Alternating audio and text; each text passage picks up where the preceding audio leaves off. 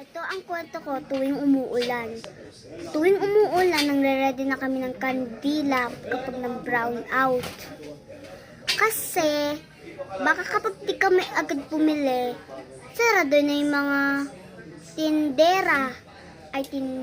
Oo, tama. Kasi, kailangan bilisan lang namin bumili ng kandila. I-charge pa lang yung electric pan. Tapos, mga handa na kami ng kandila, yung ng brown out.